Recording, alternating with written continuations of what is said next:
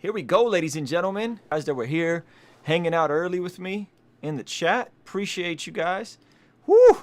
Man, there's some good stuff going on. We got Trump's interview with Axios. I think that's how you say it. I'm going to be talking about that. Trump's interview with Axios. Two parts of that. Oprah's bias, or is there something else at play? I'm going to talk about it. And yeah, we'll see what else we get into, man. But before we do anything else, thank you for being here. And I gotta drop the intro. I don't need nothing else. Every time I'm with you, yo, it's something else. It's a fact, and it's nothing else. Got your hand out, you don't even need a help. Ooh, I don't need nothing else. Every time I'm with you, yo, it's something else. It's a fact, and it's nothing else. Got your hand out, you don't even need a help. Ooh, that's right. I don't need nothing else. That's right. What's going on? It's Ruslan with King's Dream ENT. This channel exists to encourage, empower, inspire you to live God's dream for your life. That looks like all types of different topics being covered, from music, marketing, current events, culture, God, faith, everything in between. This channel exists for those of you guys that want to live God's dream, live God's best for your life, for the outliers, those looking to defy the odds, the politically agnostic, so on and so forth. So my name is Ruslan. My opinion is worth what you pay for it, which is nothing, I guess. You guys can follow me on Instagram. That would be super dope. Bam, right there. Right there. There we go. Bam, right. You guys get it. Follow me on the gram if you guys want to reach out to me there. I actually reply to all of my DMs on Instagram, which is pretty cool. I think it's pretty cool. I don't know what you guys think. But we're going to be talking about some interesting topics today. Thank you for everybody who was watching this live. There's always people here live. You guys are here. Thank you. I was in here earlier chopping it up with the chat. Do me a solid if you're watching this live. Give this video a thumbs up and let me know where you're watching this from. Let me know what brought you to this channel. I like that. I like kind of knowing where you guys are at, what your perspective is. Yeah, do that for me. Also, we got the brand new King's Dream merch on sale. Politically agnostic shirts just went live. I identify as politically agnostic, so my opinion on some of this stuff you may or may not agree with. They're on sale right now at kingsdreament.com/merch. $22 plus shipping. You can pick those up. And we also got the Yeshua's Dream brand new t-shirt that just dropped. These are on sale. These prices will go up, so you should go over there and pick one up. Also, we got a few pieces left of this John Keith Anti-Hero limited edition signed and numbered vinyl.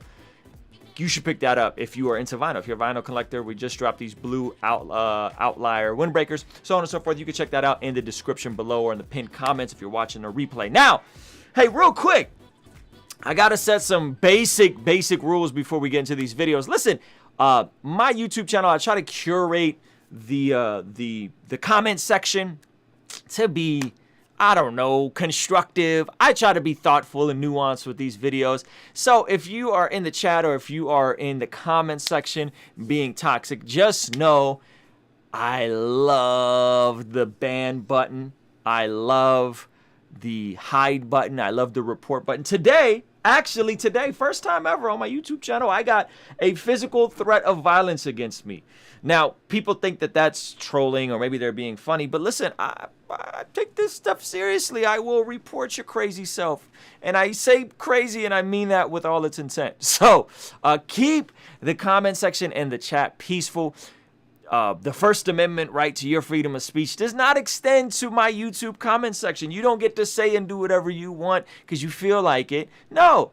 I'm going to come down with the with the hammer, as my man Jaden said, and I will report you. I will block you. If you're being combative, if I just don't like what you're saying, I'll just do that, right? How about that? So keep it combative. Again, I don't have like a specific blanket position on a lot of these things we're going to cover in this live stream. I just don't. I see things from multiple perspectives. So with that said, I'm probably going to upset everybody. If you lean one side, I'm going to upset you regardless of which side you lean on. And we're going to be covering some nuanced topics from this Axios interview, specifically Donald Trump's comments about Black Lives Matter and Oprah's current critique of the American caste system and privilege. So Again, thank you guys so much for being here. Appreciate you guys. Let me know where you're watching this from if you're watching this live. And let's get right into it, man. So Axios this is still trending number 3 on YouTube. And I'm going to just give you guys my reaction, give you guys my thoughts. I got some yerba mate here. Shout out to Guyaki. You guys know I'm revved up, man. For context, I watched this entire interview, so I'm not just gonna give you bite-sized pieces. These are the 2 parts that I thought were the most interesting. Him covering the thing that, I'm not supposed to talk about because YouTube will demonetize me, which is why you should like this video, because it helps a ton in the algorithm. Like it right now. Everybody watching this live helps us a ton. But I'm going to give you guys just kind of my thoughts on this interview with Axios, which is apparently owned by HBO. Let's get right into it. This is one heck of an interview. Here we go. I wouldn't have equipment now if I didn't get it. When can you commit, by what date, that every American will have access to the same day testing that you get here in the White House? Context, they're talking about the thing that we're not going to talk about by name because they'll demonetize this video. They're talking about the thing, and, Obama, wow. Donald Trump, our president, is saying, hey, listen, I gave the governors everything they needed to respond adequately to the thing. However, some of them did a good job, some of them didn't. And the reporter, I forgot his name, Jonathan, I think his name, does a very good job. He asks a very specific question, and he says, when can people have access to a same-day instant test? Basically the same test that I think a lot of media is using. I think even Joe Rogan is using, and specifically the president is using. Why does this matter? Well, this matters because if we know sooner if people have the thing, then we can help them quarantine sooner. If more people have access, we know who to quarantine. We know people who are elderly who just stay away from these people. Right? It becomes more efficient the more of these we can get out. And so this report is like, hey, when can we get the thing that you guys have? When can we get that to everybody? That version of the test. When can we get it to everybody? And this is interesting response. Check it out. Well, we have great testing. We're doing, and by what other date? people do. Let me explain. Look at his face, yo. By what date? By what date can you get this technology to everybody, right? By what date? This is hilarious. This whole exchange right here is hilarious. The testing. We have tested more people than any other country, than all of Europe put together times 2. We have tested. This is true. Listen, America has done a lot of testing. This is absolutely true. And I think, for the size of our population, like, I don't know who and how and why, but you got to acknowledge that. Like, we've done a good job testing. This is true. More people than anybody ever thought of. India has 1.4 billion people. They've done 11 million tests. That's crazy. I didn't know that. I didn't know India had one. I didn't know they had that many people and only done 11 million tests. That's interesting. Done 55. It'll be close to 60 million tests. And, there are those that say 60 million tests. So there's 360 million people in America. I believe that's counting women and children. So if you've done 60 million tests, so what is that? About a fifth? That's a lot of tests. Now, the objective is to get more tests. I'm going to give you guys my analysis of why I think our issue here in America is so unique to America. It is so unique to America, and why it isn't, I'm not going to say it's not fair. It's just you're comparing apples and oranges when you compare us to Korea or this country or that country, because it's at the fabric of who we are as people, as a very unique people in our psyche. I'll get to that in a second. Let's just react to more of this interview. You can test too much. You do know that. Who says that? Oh, just... Yo, first of all, the tone and then the cut. Let me pull this back one more time. Check this. This is hilarious. Who says that? Oh, listen, look at this. Yo, this man is so patronizing. He is so. This is the president of the United States. I'm not like you guys know me. Like, again, politically agnostic, not the biggest fan, but the who says that with the cut to his face. Wow. just read the manuals, read the books. Manuals? Read the What books. manuals? Read the books. Manuals, books.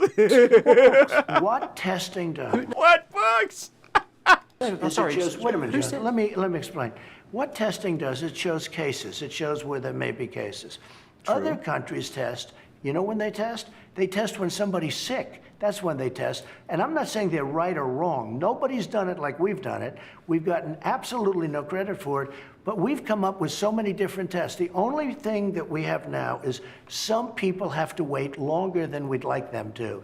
It's a big problem. We want. It's a big it's a big problem. So again, the idea behind more testing, you get figure out who has it, who doesn't have it. Figure out who has it, who doesn't have it. You get more focused quarantining, focused treatment, right? Say somebody tested and they are asymptomatic. One of my friends tested positive. He was asymptomatic. He was able to quarantine himself maybe for people who are more at risk. This is good. We should want more testing for sure. Shout out to Mario. He said we can test today and get the virus a day later. That's true. Canadian health person said that massive testing does not make sense to do this, especially because of all the false positives. That's another issue, is the whole false positives. Listen, guys.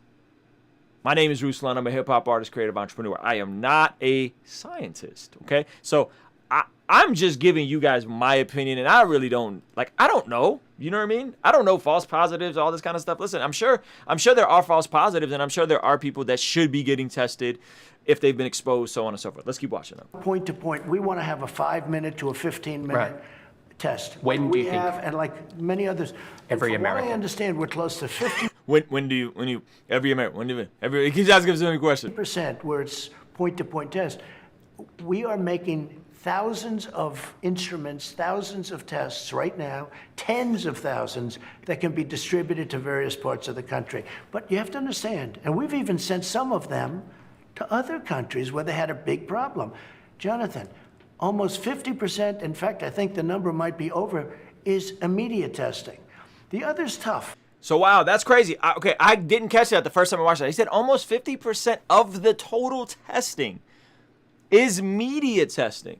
Apparently, media has more access to the testing. So that's very interesting, that if we've done 60 million tests in America, 30 million of those is media testing, and a lot of those are getting retested, right? So every time, I'm assuming, let's just use Joe Rogan as an example. Every time somebody goes on Joe Rogan, Joe Rogan is probably getting retested, on a daily basis, if not a weekly basis. I don't know, but that is very interesting. And by the way, me and my dude Mowgli did a whole analysis of all of these numbers in terms of the positives versus the mortality rate. And you should go back and watch yesterday's live stream if you want to actually look at some relatively current numbers as of the beginning of August 2020. We did a pretty long video, and he put Mowgli the Iceberg on Twitter, put those graphics out. And yeah, so let's get back to this. You take a test, you have to send it to a laboratory. Let's say that takes a day. Let's say it's a day. It's difficult. So it's 3 or 4 or 5 days. There's nothing you do about that. But when do you think we'll have it for everyone? I think that you will have that relatively soon. I mean, again, what does that mean? You already have half. He keeps saying, when are we gonna have? I would much rather get back to you because I don't want to have you in 1 month. I didn't make it. Now that's very smart. Look, that's very smart. That's very smart of the president to say, listen, I'm not gonna give you a date. I'm going to get back to you. Very shrewd. This is very, very shrewd. So, yeah, okay. I missed it by a day, and it's a headline. Mr. President, I want to talk about the federal intervention. Excuse me, one thing I would say about testing. Because we test so much, we show cases. So we show many, many cases. We show tremendous number of, I know you're the more you test, the more cases you get, true. Smiling when I say that. No, but come on, I mean, I've heard you say this, Other countries don't test like we do, so they don't show cases. Just a couple. I like how patriotic he is in all of it. Like, listen, other countries, America's the best, we do the most testing. Okay. Points on that. I wasn't going to continue on the testing, but you said it. So we're testing so much because it's spread so far in America. We're testing so much because we had the ability to test. Okay. Because we came up with tests. But South Korea. Jonathan, we didn't even have a test. When I took over, we didn't even have a test. Now, in all fairness, why would you have a test? There was no test the virus for didn't. this. I said when I took over. He said when I took over, we didn't even have a test. And he goes, why would you have a test? the coronavirus didn't come around until your 3rd year in office. Why would you have a test? And he's like, hold on, you got to hear his answer. Exist. How would you have a I was test? going to say, Okay. there was no test for this new. We didn't have a test because there was no test. course. In a very Because short there was order, no virus. Because there was no virus. What? we got one test, we got another test. It was broken, the first Many one. of those tests are now obsolete because we've, you know, it's called science, and all of a sudden You know, it's called science. It's called science, guys. This is great. something's better. But because we tested so many people, 55, 60 million people very soon, we get cases. You test, some kid has even just a little runny nose, it's a case. And then you report many cases. So we look like we have more cases than massive countries like China, which, by the way, doesn't report, as you know. Well, I don't put any stock in China's the figures. point is, Listen at his face. Yo, this man's face. This is like an SNL skit, fam. This is like an SNL skit. And the obsession, to your point, Judon, I hope I said that right. The obsession to consistently revert back to when he took over and kind of alluding to what was he was President Obama and Biden supposed to have tests for preemptive corona? Like, I don't know what that meant.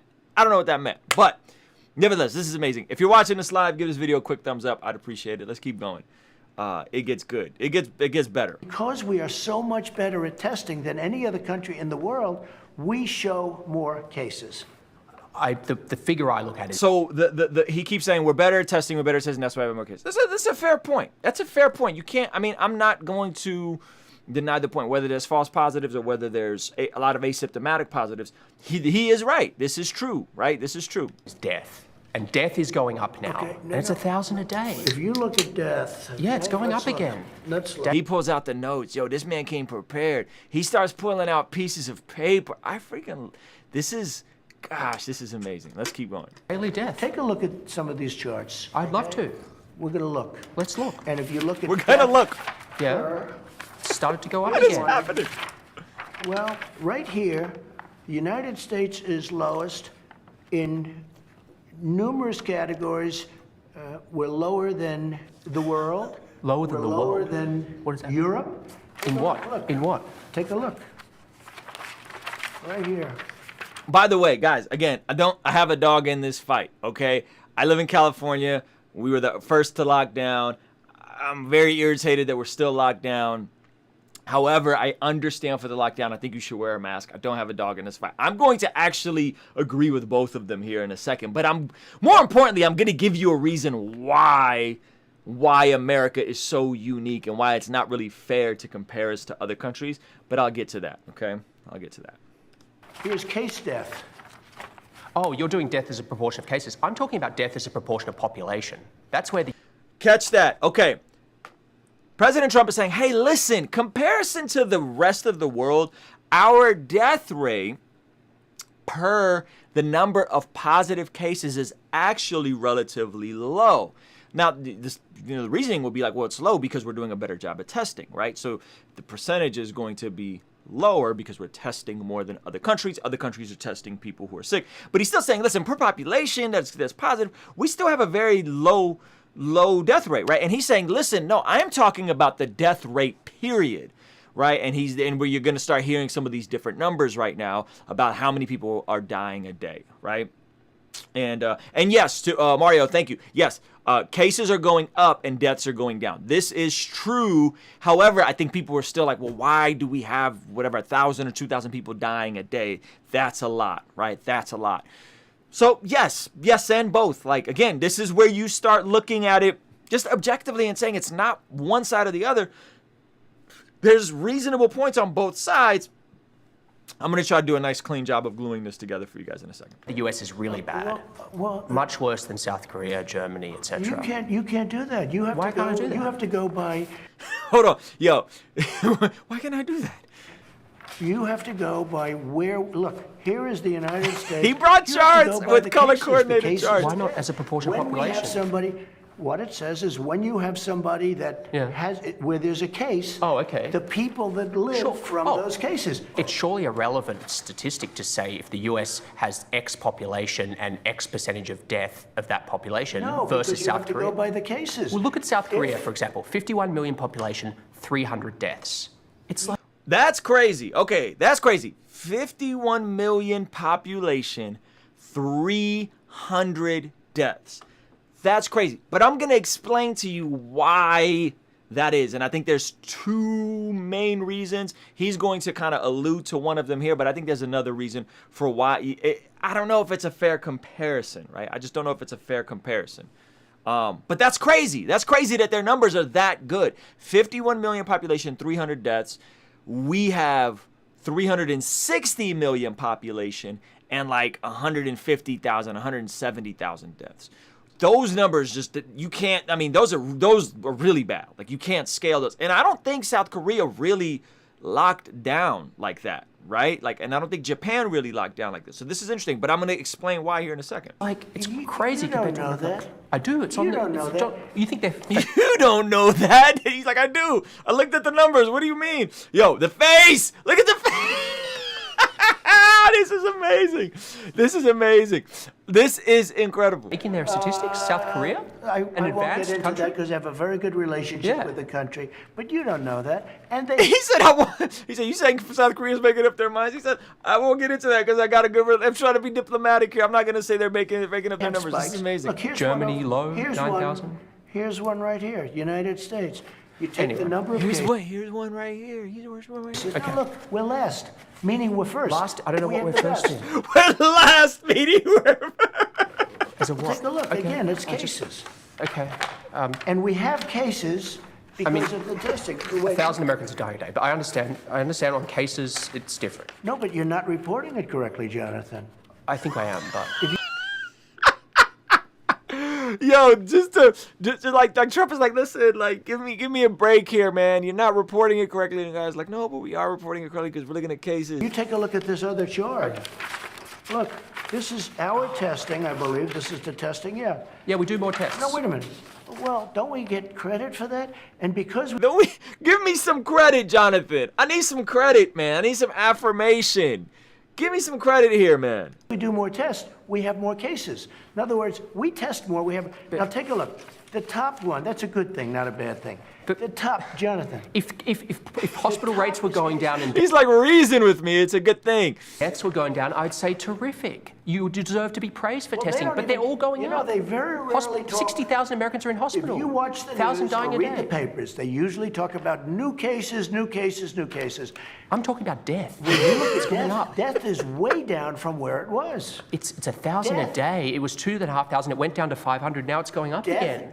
Excuse me, where it was is much higher than where it is right now. It went down and it went up. So this, okay, so here's again the discrepancy. He's looking at deaths. They're looking at, deaths per people who got tested, and he's saying, look, deaths are 2,000 a day, which was, I think, the end of April,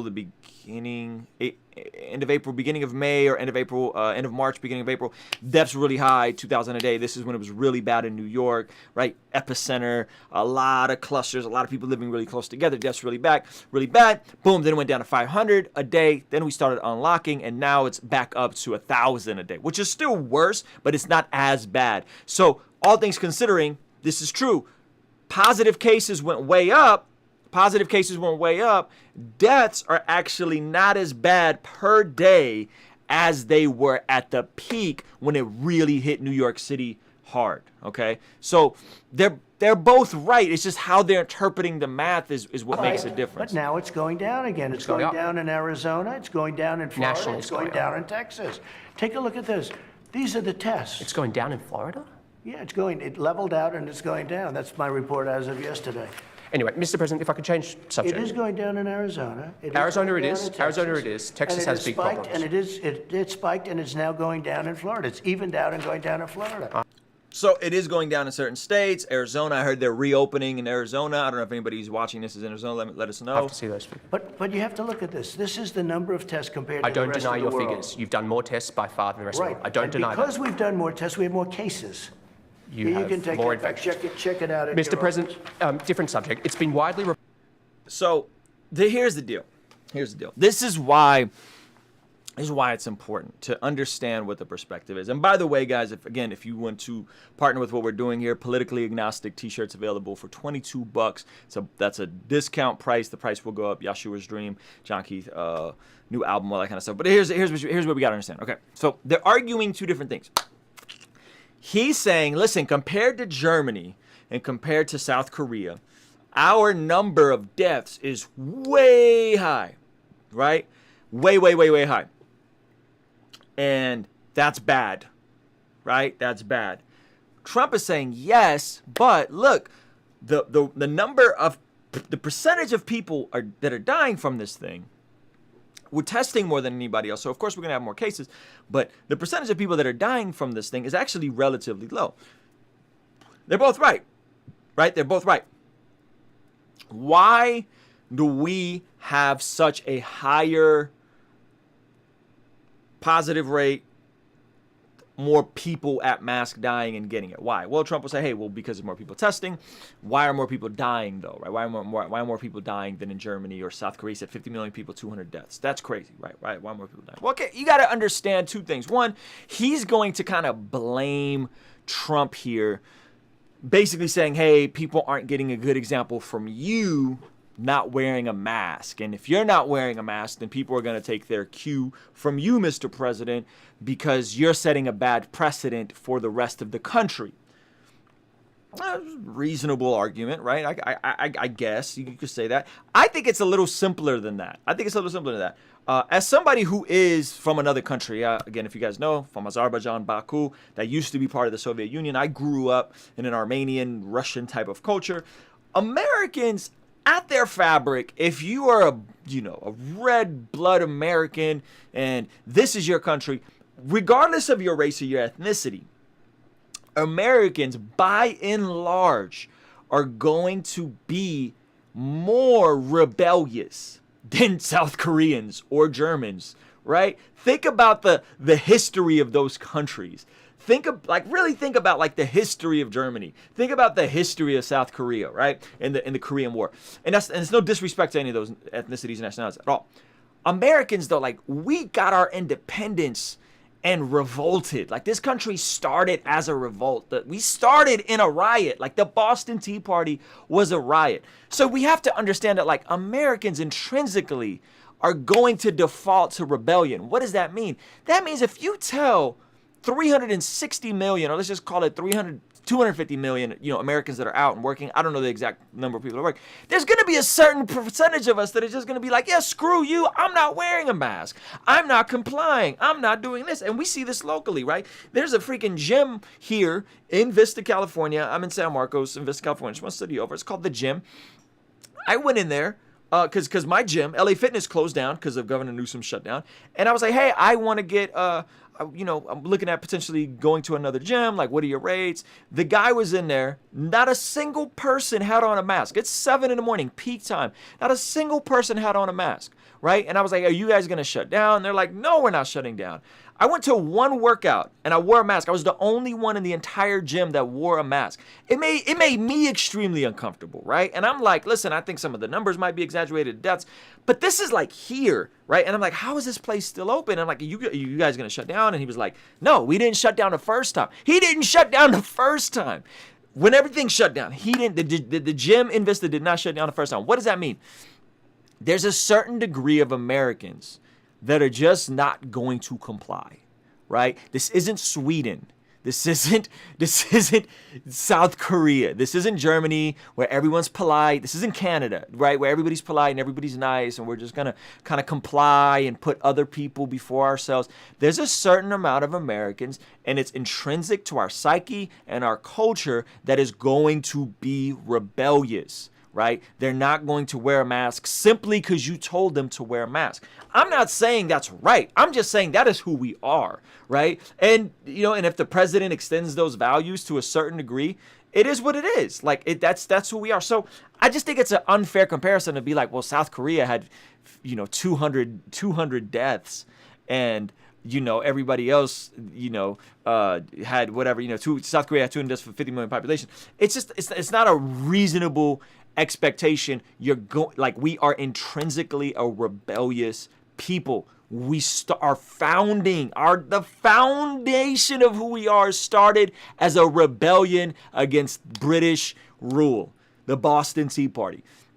So that's my opinion on that. And you could disagree with me, but I think it shows the validity of both perspectives. Listen, we are doing a good job of testing. We're testing more than any other country. I don't know if we're testing more than any country per population, but we're testing more than any other country. We also have a smaller rate of deaths. That's good. That's good. It's lower. The mortality rate is lower than when we initially thought it was, right?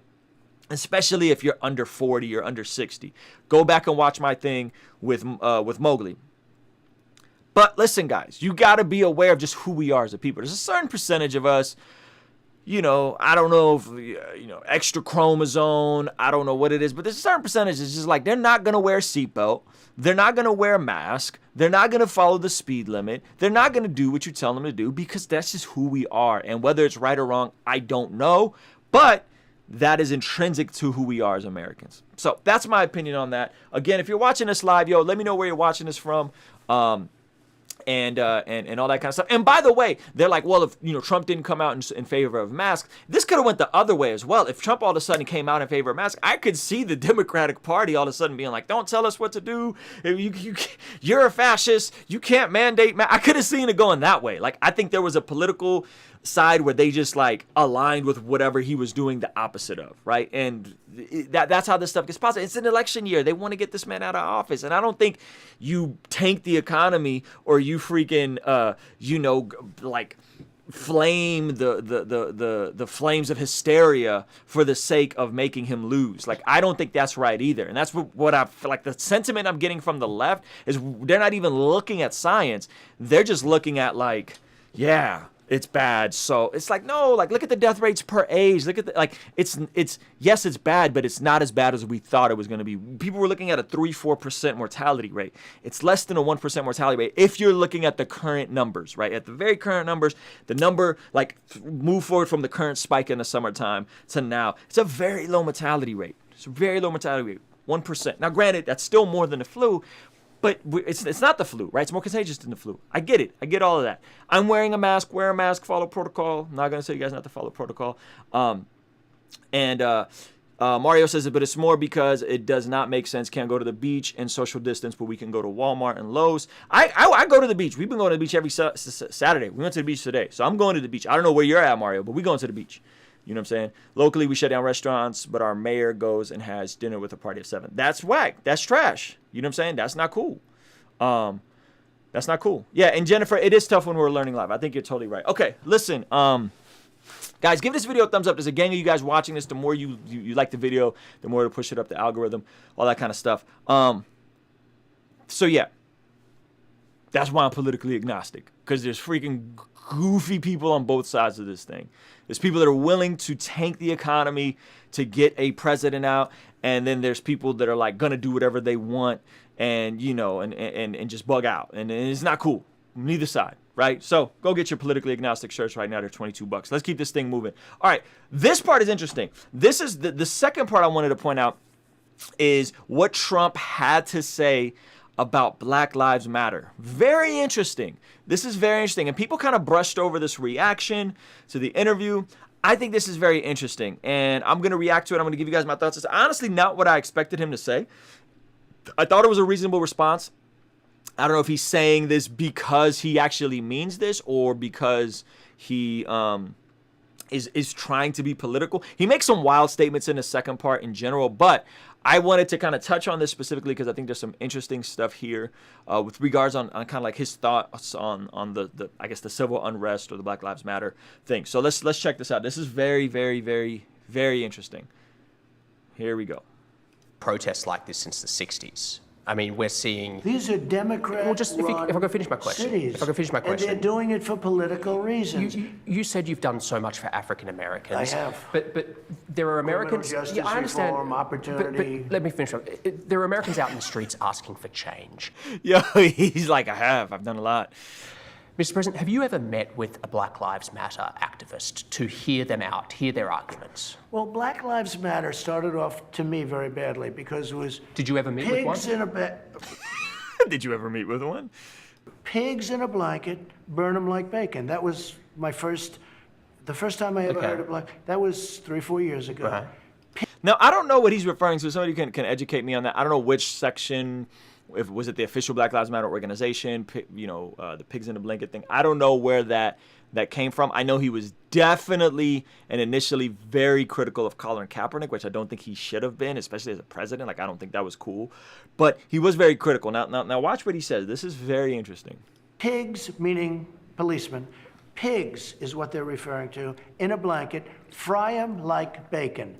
We get what the phrase means. It's not cool. We shouldn't fry police as bacon. Not okay. I thought it was so. I got off to a bad start. I got off to a very bad start. Would you meet with a Black Lives Matter activist? I would, but I think right now when they paint, Why haven't you? When they paint the sign, nobody's asked for a meeting, right? Now that's interesting. Now listen. He asked him point blank, would you meet with a Black Lives Matter activist? Again, those of you goofballs that still don't understand that there's a difference between the Black Lives Matter sentiment and the organization. I don't think it means you have to meet with somebody from the organization that's Marxist and wants to destroy capitalism. There's other people under that umbrella, NAACP, the Southern Poverty Law Center, guys like Sean King, right? There's people on all sides of the spectrum. And what he says is, yeah, I'll meet with them. Wow, I didn't expect him to say that. And interestingly enough, he says that no one's reached out to them. Now, this is where that is interesting. That is interesting. If we are pushing towards reform, if we are moving towards trying to change some of these things that, police brutality, it's interesting.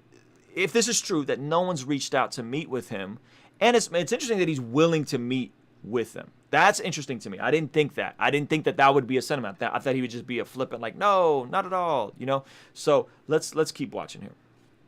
I've never been, nobody's ever asked me for a meeting. Let me tell you, with African Americans, I'm doing very well. They had the best employment numbers they've ever had. They had the best job numbers they've ever had. They were making more money than they ever made. We were all set until we got hit by China with the virus. Jonathan. Okay, hold on. Now, apparently all of this is true. I haven't looked at the numbers, but from my black friends who lean Republican, they've all pretty much said, yeah, this is true. He's actually done a lot. He, I don't know if you could account for him with African-American unemployment, but 100% true on these opportunity zones. Whether or not they're effective, I don't know. 100% true on historically black colleges, HBCUs, giving more funding to HBCUs than ever before. This is true. Criminal justice reform. This is true. This is for the first time we're seeing the decrease in terms of the number of black men per capita in prison versus the number of white men. So this is true. He's doing stuff for criminal justice reform. And I don't know if he's doing it as a political tactic or because he really wants to help this community. I don't know. I don't know his heart. You know what I mean? I don't know the intent of his heart. But the stuff he's saying here is true. He has set aside more money for HBCUs. He has done, unemployment numbers did go down. So I don't know. But the points he's making is true. Now, like the conclusion he starts making is a little wild and hysterical, but let's keep watching. We were becoming a very unified country. Do you believe because of success? I understand. Do you believe, though, Mr. President, that many police treat black people differently from white people? Well, I hope not. Certainly Now, first of all, listen to the question. And this is where I think he is still attempting to win over a portion of the black vote. And this is true with him as president, the black Republicans did go up. The number of black conservatives went up. And he says, do you think police treat black people different? And his answer is interesting. He says, I hope not. He didn't answer it yes or no. He said, I hope not. That's an interesting way to step around the question, right? Because if you say no, well, then you're going to upset black people who, a lot of black people have grown up being treated in these communities, in these, urban areas, black neighborhoods, poorly, you know, a lot of tension. This is going back to the 70s and the 60s. And then the flip side is, listen, he doesn't want to alienate them, but he also doesn't want police officers and the law and order people, right? He doesn't want to alienate them by saying, yes, black people treat police differently. This is interesting. Let's keep going. You've seen the statistics. The knee on the neck was a disgrace, okay? Yeah. That was a disgrace. I'm talking about... So, again, and what you're going to see conservatives doing for sure is they're going to condemn the act, right? And obviously, everybody thinks that the act was wrong. Everybody, if you're one of these people, and I attract some of you weirdos yesterday to my daggone channel about believing that, you know, George Floyd, he was high, therefore it's okay, or whatever the logic is, right? Like somehow that because he was high or because the body cam came out that it makes it okay, it makes it justified. It doesn't. And so I think he's taking a strong stance, and you'll see the majority of conservatives taking a strong stance and saying, listen, the act wasn't okay. Is it indicative of a systemic issue? Watch how he steps around this. What does systemic racism mean to you? I hope... Now, some of you guys are triggered. Trigger warning. Some of you guys are triggered. Both sides. There's some of you guys that absolutely believe that systemic racism doesn't exist. And you're going to be you're just triggered by the statement. And then there's going to be others of you guys that you think every societal ill and everything terrible about America all goes back to systemic racism. Trigger warning on both sides, right? Check this out. Check out his answer. What does systemic racism mean to you? Hope the answer to that question is no. Does anybody really answer that question accurately? But what about not hope? What about analysis? What's your cold-hearted I have view of seen where there is a difference, and I don't want there to be a difference. I don't like... Check it out. He said, I have seen where there's a difference, and I don't want there to be a difference. Did Trump just acknowledge systemic racism in law enforcement? Is that what happened? Or is he speaking anecdotally? Is he speaking, well, I've seen videos and it seems like there's videos that black people get treated worse. This is interesting. This is very interesting. You guys are freaking out. Everybody's triggered regardless of where you fall on this thing. Like that there would be a difference. But with that being said, why do you think black men are 2.5 times? White people. I know, but why do you think black In men a larger number, in quantity police have killed white people. But why do you think black men? And this is the conversation that it always goes back to. No matter who I'm speaking to, it's like, well, more white people get killed by police. But no, if you factor in the ratios, it's black people are 2.5 times more likely to get to be killed in police custody. But more white people get killed by police. Yes, but you're not doing 7th grade math and looking at ratios for population, right? This like we're literally seeing this play out. Every YouTube argument, every Twitter argument, every Facebook argument, we're seeing this play out with the president. Wild. This is really interesting. I'll pull it back just a hair, just so you guys catch it all, because this is a very interesting exchange to me. What does systemic racism mean to you? The answer to that question is no. Does anybody really answer that question accurately? But what about not hope? What about analysis? Does anybody really answer that question accurately? What's your cold-hearted I have view seen where there is a difference, and I don't want there to be a difference. I don't like that there would be a difference. But with that being said, why do you think black men are 2.5 times? White people. I know, but why do you think black In men a larger number, in quantity? Police have killed white people. But why do you think black men are 2.5 times more likely to be killed by police than white? That I don't know, but Why? Why do you I think don't like it. That I don't know, but But you must have thought Why? about it. I don't know why, but I don't. he said, I don't know, but I don't like it. This man is very media trained, or he is just a very shrewd communicator here.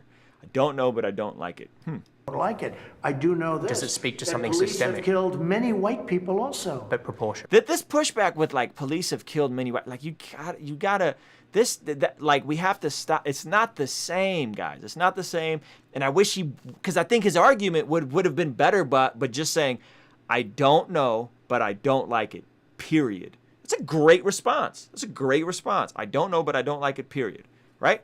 why then go back to, because again, now we're arguing over math. Now they're having the same pissing contest over statistics. Well, are we looking at the deaths per positive cases, or are we looking at the deaths for the size of the population? It's all in how you interpret the math, right? If you're looking at gross deaths, well then yeah, it's bad. If you're looking at, well, more white people died by the hands of police than black people, and in Trump's logic, he's flipping it. And the first part of the argument, the first part of this video, he was saying, no, you got to account for ratios. Now he's saying, no, we got to account for ratios. Interesting how the math becomes convenient when it's convenient for your agenda, your point of view.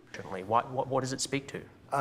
It speaks to something, if that's the number. You're telling me a number. Okay, if that's the number, it speaks. If that's the number, how do you not know if that's the number? You're the president. Everybody knows that's the number. Everybody knows that police are 2.5 times, a black person is 2.5 times more likely to die in police custody than a white person. That is like, everybody knows that number. And some say unarmed, 5 times more likely, depending on which statistics you're looking at from which year. And listen, that's a real number. I'm shocked that he's acting like he doesn't know that number. Now, why is that? Is it because black people are more likely to commit crimes and be in police custody or whatever? Or is it because black people in black neighborhoods and poor neighborhoods are more likely to be over-policed? We could talk about the why and the nuances, but he should know this number. We all should know that this is what the entire uprising of Black Lives Matter is, and that number is really just it's an overflow. The George Floyd thing is an overflow of overall the perceived treatment of black people or Mexican people under police, right? It's the perception of it, and that number is just amplifying and pointing to a real statistic. And there's other statistics that you could look at it in terms of the force escalation, so on and so forth. There's other numbers you could look at. Again, 8 can't wait, great campaign. You should be looped into that. Let's keep watching. This is something that to me is unacceptable. And what do you do about it? This is something to me that's unacceptable. Listen, I didn't expect him to say this. Well, I think we've already done a lot of things. But you haven't. It still exists. Let me just tell you. No. I understand your achievements. I know what you're going to say. I'm not suggesting you haven't done a lot I've done economically. a thing called criminal justice I get it. reform. I'm just saying what changes. Your friend, President Obama couldn't get It's not my done. friend. He I'm tried, asking about that he statistic. tried, but It's he your couldn't friend, President Obama couldn't get done. get it I'm done. not- I got criminal I get justice. it. I get it. I got opportunity zones. I took care of the historically black. You know, if you look at what I've done for colleges, for black colleges and universities, I got them funding. Obama never did it. I did more for the black community than anybody, with the possible exception of Abraham Lincoln. And this is where he just starts sounding like a crazy man. I've done more for the black community than anybody has, with the exception of President Lincoln. Like, this man could be so spot on in the way he maneuvers around questions and the way he just, like, with his ninja judo, just, I don't know, but I don't like it. Is that what the number is? Right? And then can make a statement like, but I've done more for the black community than anybody else, with the exception of President Lincoln. Now, again, we can't undermine the stuff he's done for HBCUs and the criminal justice reform. You can't dismiss that. But why make a statement like that? This is where, like, bro, you're out of touch. Like, it's just, what? And watch the response. Watch how this entire thing kind of collapses. This point he makes collapses. Like it or not, people say, "Oh, that's You really you believe you did more than Lyndon Johnson, who passed the Civil Rights Act? I think I did, yeah. How? Because I got. You believe you did more than Lyndon Johnson, who passed the civil. You guys understand what the Civil Rights Act was? The Civil Rights Act took black people from basically living in apartheid. It demolished Jim Crow. What? You think that police reform and money to HBCUs did more than that? No. Criminal justice reform done. I got prison reform. Lyndon Johnson. I've done things. He passed the Civil Rights Act. How has it worked out? If you take a look at what Lyndon Johnson. He passed the Civil Rights Act. What do you mean? What are you saying? He passed the Civil Rights Act, bruh. This is wild. Like, this is, again, he was doing okay. And then. You think the Civil Rights Act was a mistake? How has it worked out? Because frankly, it took a long time. But for African Americans, under my administration, Jonathan, under my administration, African Americans were doing better than they had ever done in the history of this country. Oh my God. So I did a lot. Job numbers, all of the money. They had money. They were getting great. They had money. Everything's about money. They had money. job numbers. Oh, money. Did I mention I gave money to HBCUs? But they had money. What? Bro, no. Their percentage was up. Their housing ownership was up. They did better than they've ever done I just don't until know we how got you hit. can- And now, you know what we're doing? I'm building it up again. We're going to have it. Next year will be a great year, unless it's screwed up by somebody that doesn't know what he's doing, which could happen, but I don't think it will. John Lewis is lying in state in the US Capitol. How So anyway, listen, guys. This is wow. This was a very entertaining interview. I think you guys should go watch the whole thing. You know, there's a lot of stuff that he, you know, gives some good answers about. And there's some stuff where he just, wow, I've done more for black people than any other person, with the exception of Abraham Lincoln. Okay. That's, you know, pretty interesting statement, man. So, you know, had he not said that, I think he actually answered the questions fairly well. I think I see you, brother Eden Douglas. He said, you know, adding in the but white people to speak to his base. I don't even know. You could say that, but I don't know if he needed to say, you know, take the ownership. Like, this is the delusions of grandeur. Like, this is the, like, what? You know what I mean? Like, why even say that? So I don't know, man. I think it's wild. Now, again, thank you guys so much for being here live. If you're watching this live, give this video a quick thumbs up. Let me know where you're watching this from. Shout out to all the people who are able to listen to this now on Anchor and the podcast app and all that kind of stuff. We're available there too. These videos are going to get chopped down. But listen, let's react to this Oprah thing. This is very interesting. I'm going to introduce a concept to some of you guys that you may have not heard. And I'm going to talk about privilege here in a second. And I'm going to upset everybody. Once again, regardless of where you fall. And that is why I am politically agnostic. And you can go get your politically agnostic shirt at kingsdreament.com/store. $22 shipping plus shipping. Now, let's check out this Oprah thing. Now, this came out this week. Everybody's criticizing. I think it came out last couple of days. Everybody's criticizing Oprah. And it is because she had this segment talking about the black experience in America and promoting almost like a caste system, which caste systems are in India.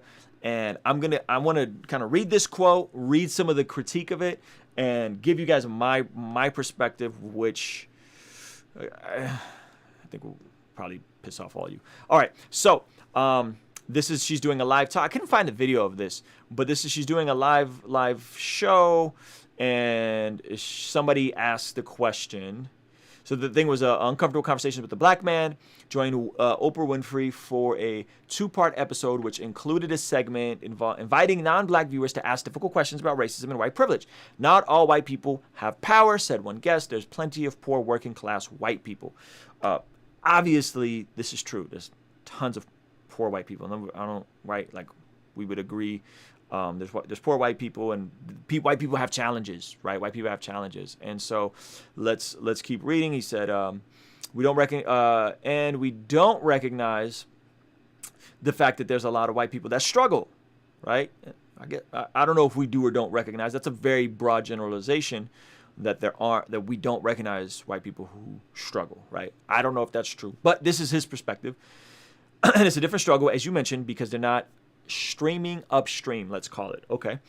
They continued, I think if we're going to come together and really attack racism and the inequities that are in this country and are in this world, that's important to not group all white people. Now, this is an interesting quote, not to group all white people, which I've said this before. I've multiple times talked about, like, broad generalizations are the epitome of ignorance, right?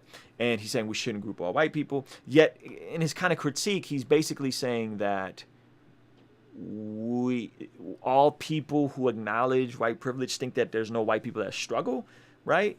That's a broad generalization. Like, that's a broad generalization of the critique that you're trying to combat, right? That people who acknowledge these things don't acknowledge that there are white people who struggle, right? Did you guys catch that? So I think that's interesting. But nevertheless, let's keep reading. Winfrey responded, there are white people who are not as powerful as the system of white people, the caste system that's been put in place. But they still, no matter where they are on the rung or ladder of success, they still have their whiteness. The veteran broadcaster also said white people have a leg up.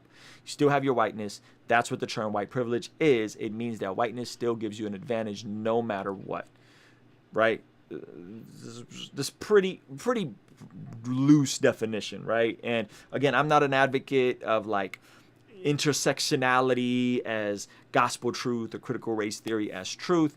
The critique here comes in that Oprah Winfrey is one of the richest, I think the richest black woman in the world, one of the richest women in the world, right? Her net worth is $2.6 billion according to Forbes. And of course, the conservatives lost it with this, right? They said, this is some of the responses, and now why is Oprah, maybe the richest black woman in the world, trying to shame white people as privileged? Now, I don't understand how and why does white privilege or privilege of any sort have to be always correlated with shame. This doesn't make any sense to me, and this is always like the triggered response. It's like, don't call me privileged. You're trying to shame me. Oh, why are you, right? And so that is a very interesting response. This is Ms. Winfrey, you are the personification of white privilege. That's hilarious. Billionaire Oprah is now shaming white people. The word shame keeps being attached to white privilege. I don't understand that personally. Billionaire Oprah is now shaming white people. Conservatives said, I pray for the day that America becomes a nation where someone like Oprah will be able to become a billionaire. Senator Ted Cruz called the discussion utter racist BS. Wow, that's a lot. That's a lot. So before you guys freak out in the comments, again, keep the comments peaceful. I love the block, ban, hide button, timeout button, all of that. Just follow along with me for a second, okay? For a second. I'm going to break down what I think this is from both perspectives. I'm going to break down my perspective as a white male who is an immigrant refugee and what I think my ultimate privilege is. Now, she is talking about this book called The Caste System, and kind of like a caste system of America. I think that's an overcorrection, and I'll explain why. But before that, I want to introduce this concept to you guys. I've talked about it a little bit. I want everybody here to go study it, right? And it's this concept, and there's a really good TED Talk. I'll try to remember to link it up. There's a really good TED Talk about survivorship bias. Survivorship bias. I want all you guys to go and study this term because that actually impacts a lot of the way we look at the world. The idea that Oprah Winfrey can't critique systems of iniquity, even though I don't know how much of her critique I agree with, but the fact that she can't critique it because she's successful is kind of silly. Wouldn't the person that's most successful have the freedom to critique based on her having to overcome certain struggles and maybe getting lucky and working hard? Wouldn't she have the right to do that considering she's one of the most successful people? Why dismiss her perspective instantly? You know what I'm saying? I don't understand. So let's look at survivorship bias. Now, during World War II, these planes were coming back, shot up with bullet holes, right? Because they were shooting these planes, and they're coming back, and this is where all the bullet holes were, right? The planes, and these again, planes coming back. Now, there was a bunch of people studying the planes that came back, and where they were trying to figure out what are the where are these planes being shot up, and where should we put more armor, reinforce more armor, right? Just follow me for a second. And they were saying, well, based on these charts, we should put more armor where there are holes, right? And then there was a famous statistician, I think his name is Abraham Wold, who said, no, you guys are missing it.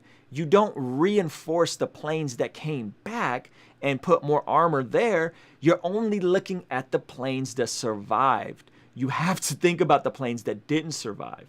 And up comes this concept of survivorship bias. We only look at the planes that came back, and we're trying to reinforce those planes as if the planes that didn't make it. We should be studying the planes that didn't make it. We should be looking at why those planes didn't make it. Where were they shot? Well, they were probably shot in the cockpit. The pilots was probably shot, right? So on and so forth. So survivorship bias is that we're always tend to looking at the motivational, hopeful survivor, right? We look at the thing that nobody gets paid to give speeches about how they failed in life. Right? Nobody, and that's why I try to do a good job of like doing things like Mistake Mondays and sharing my failures with you guys, because I think I've learned way more from failing than I have from winning, right?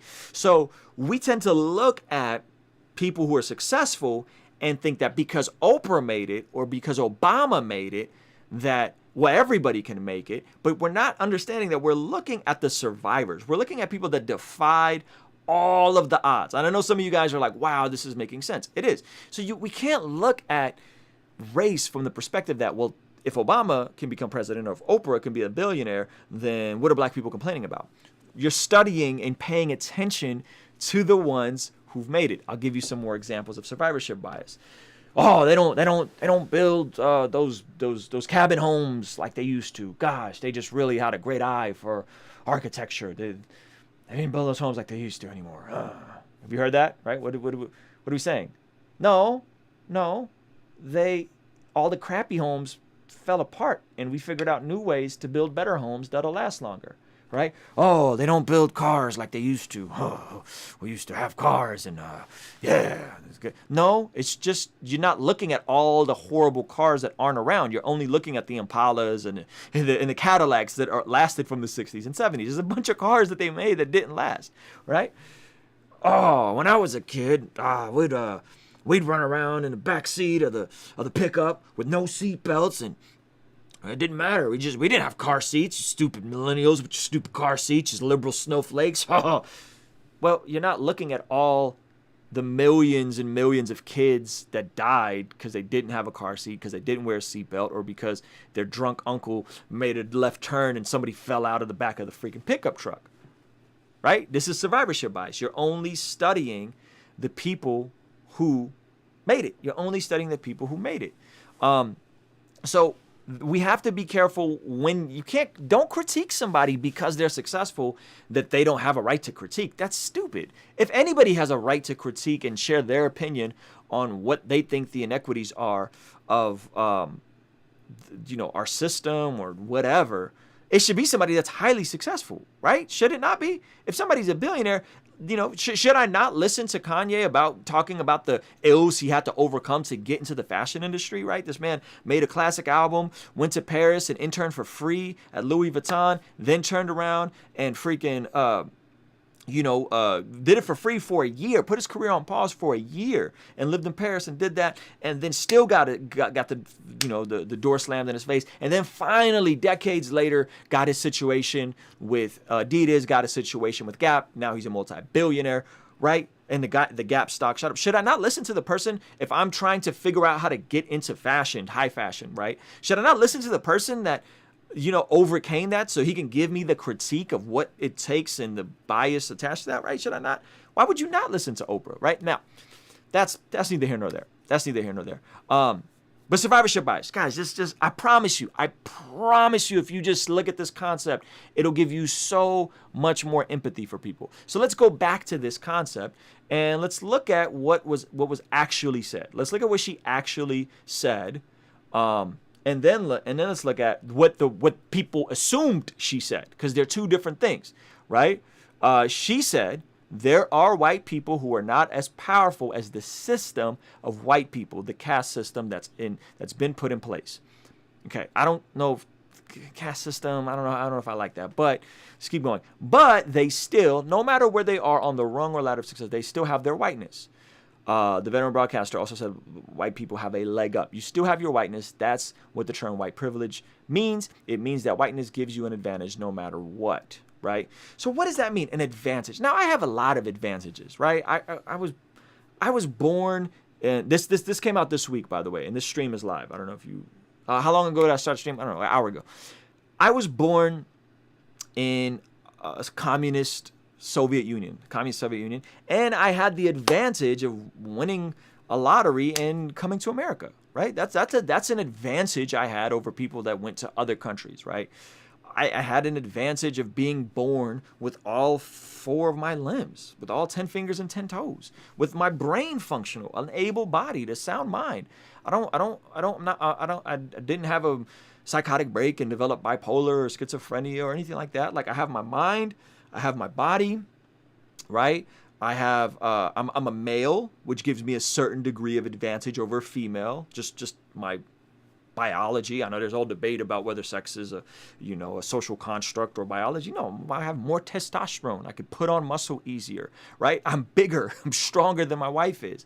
I have a certain degree of advantage if I'm walking down, going on a walk. Right now, if I go on a walk in the sunset, I have a privilege, right? I have an advantage over a woman, right? Well, why? What? Why are we? What? And so let's keep going, right?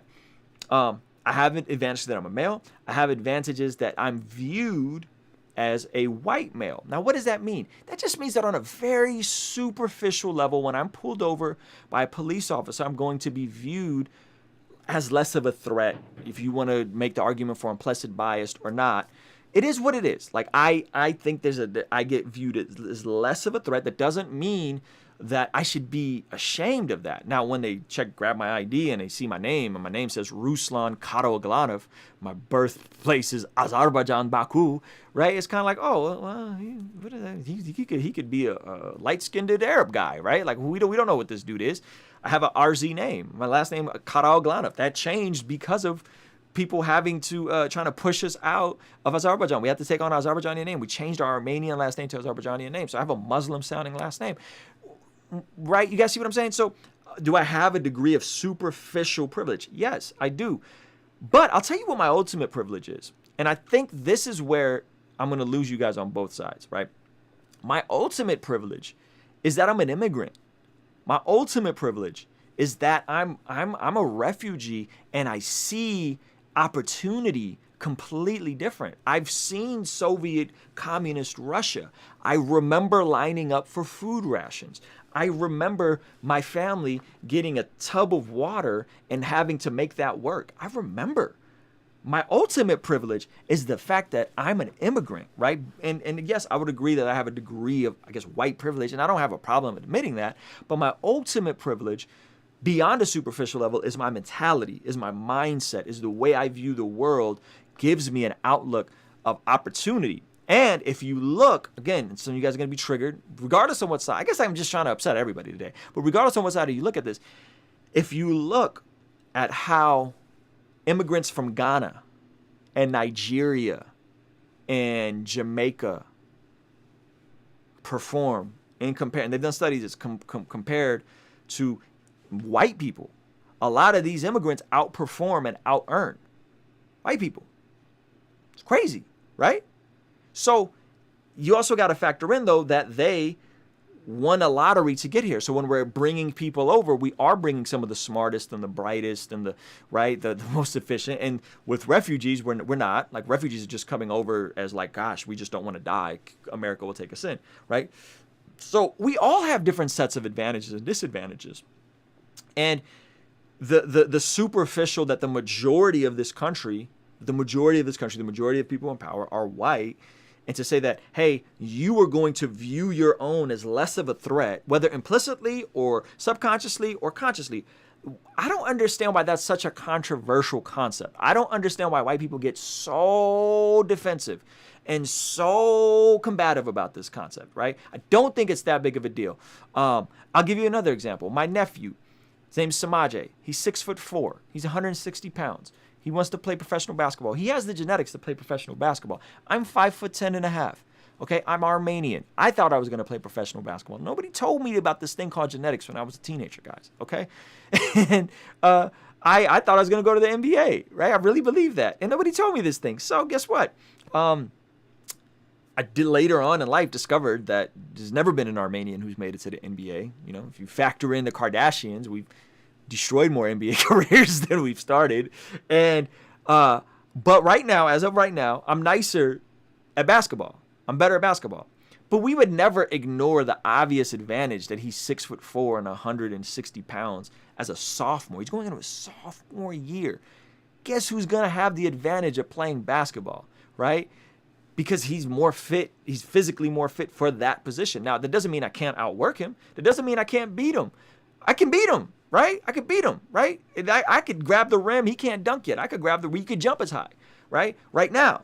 But that doesn't mean that he's not positioned to thrive and outpace me, right? Now, obviously, life is not basketball and is a flawed metaphor, but just follow me along.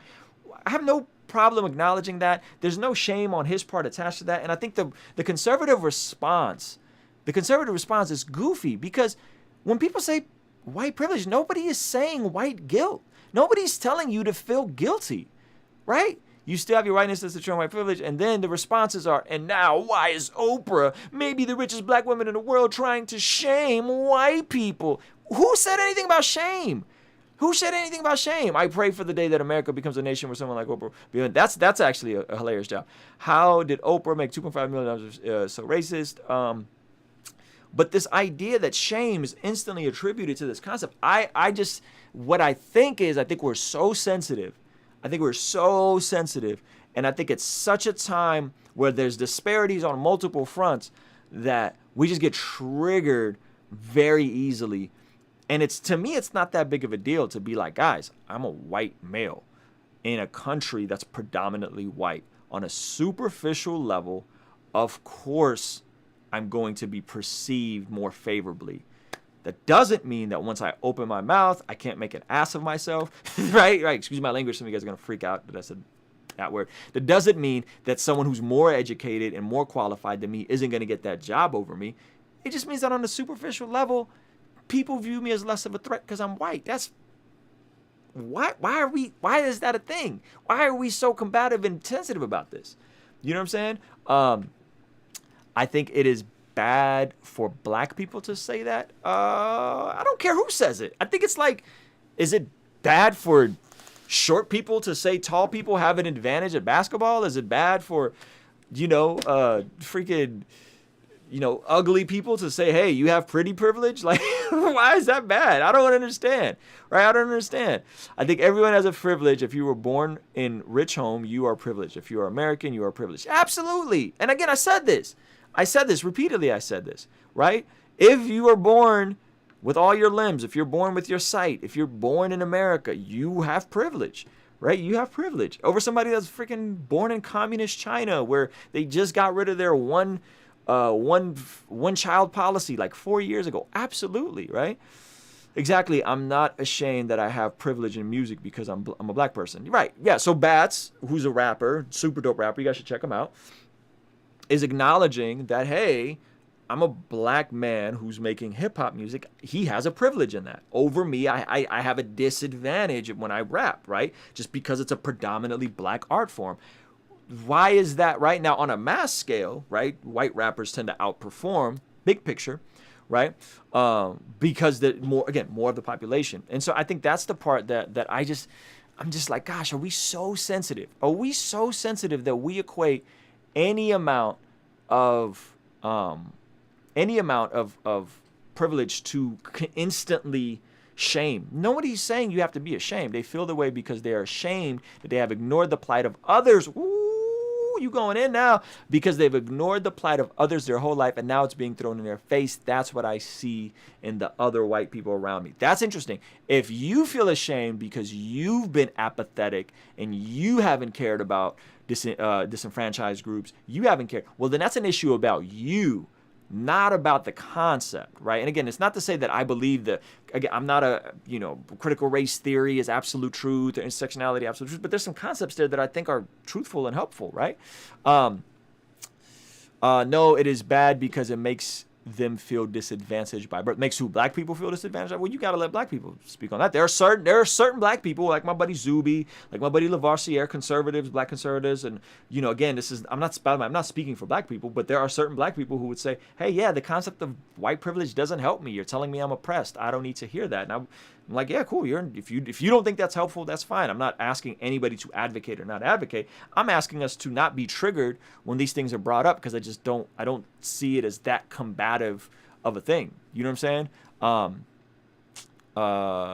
It gives them the excuse to fail. Some people, right? But some people don't need an excuse to fail. Some people fail because of, again, survivorship bias, right? I don't know if you were here for that part, Michelle, go back, right? So we're looking at Oprah, we're looking at the ones who made it. We're not looking at everybody else who didn't make it. And we're not looking at what is it. And again, read the book Outliers. Read the book Outliers and examine what does it take to become great at something. It's not just your grit and your contribution. There's other variables, the coaches in your life, the community, the teams that you're a part of, right? When you were born, the access to learn scarce skills. There's so much that goes into being successful. So I think we have to be careful to not just look at people and say, oh, they're making it up, they're being victims. No, there's real inequities and real things that people have to overcome.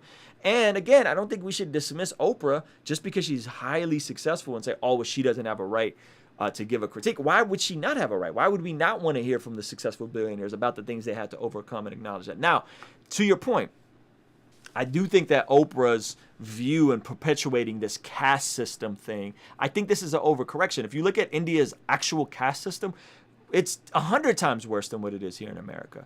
It's way worse, right? And you don't just get to jump up the economic ladder. It's way worse. So to say that we have a caste system, again, I think that's an overcorrection. What is that? Overcorrections happen all the time, right? People are apathetic towards racism, so we say, well, nah, you're compliant and you're covertly racist. You're an asymptomatic racist, right? People are homophobic. They treat gay people bad. So then any critique of anybody's sexuality all of a sudden is, deplorable, and you can't even say, I don't know if we should be giving children puberty blockers and letting, 6 and 7-year-olds tell us their gender. I don't know if that's helpful, right? What is that? That's an overcorrection, right? That's an overcorrection. And I'm not equating that to Oprah necessarily, but I'm just saying we overcorrect all the time. And it happens all the time, unfortunately. So anyway, those are my thoughts. And I think it's important for us just to listen and just to have empathy, try to understand. I'm going to check if you guys have any questions. Take some of your guys' questions, comments real quick before I get out of here. Easier said than done to say don't get mad when addressing difficult and visceral topics. American privilege saying you're the greatest country in the world when it hasn't been for decades. In most basic everyday categories that matters. First world privilege. Maybe not American privilege. First world privilege. Our generation is all about division. I feel like people are looking for someone else to blame for their issues, although real issues are out there. Some people are. I don't know if it's our generation. Our generation is also the most prosperous. Our generation is always also the most entrepreneurial. Our generation is also the most technologically advanced. So who, right? Because I don't know. I see a bunch of kids that are TikTok famous, building businesses, right now. So who? They're getting it. They're out there, they're building audiences, they're building products, they're building merch companies. So I don't know if I would just, again, broad generalities. That's the epitome of ignorance, in my opinion. How does someone get an excuse to fail? No, this whole excuse to fail, I don't think anybody's looking for an excuse to fail. And we also got to stop thinking that conservatives have a monopoly on personal responsibility and hard work. No, people from all views and ideologies view that as a good thing, unless you're just on one extreme on some weirdo stuff. Having a father beyond anything else enhances your chances by far of a person having a better success rate in general. Amen. That's a huge one. A father privilege. Both parents still married and in a loving relationship privilege, right? Those are huge.